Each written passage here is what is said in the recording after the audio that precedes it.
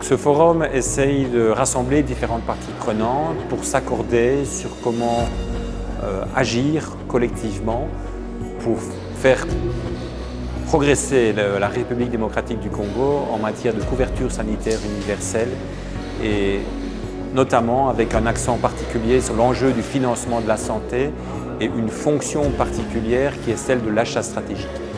Alors cette deuxième journée porte sur la fonction de mobilisation des ressources, la fonction de mutualisation des ressources, donc deux fonctions qui précèdent la fonction d'achat de soins.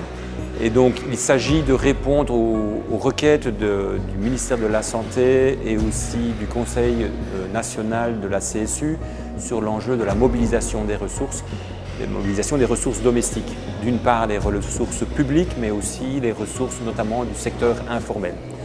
Donc aujourd'hui, il y aura des présentations. Nous venons d'entendre une présentation très intéressante du Maroc. Le Maroc est un pays aussi qui a mis une ambition très haute en matière de couverture sanitaire universelle depuis un certain temps. Mais le Maroc est intéressant aussi parce qu'entre l'ambition et la réalisation, il y a de nombreux défis. Et écouter le Maroc, c'est aussi entendre les défis qui pourraient se poser pour la RDC. Donc les participants à l'atelier vont délibérer en travaux de groupe pour réfléchir sur les défis spécifiques à la RDC avec en miroir ces expériences internationales. Je pense que les partages sont riches, je pense qu'ils sont fluides. On a essayé de créer un contexte de confiance parce qu'un des grands enjeux du financement de la santé, c'est justement la confiance de la population dans l'État, la confiance entre les partenaires et l'État, une confiance mutuelle.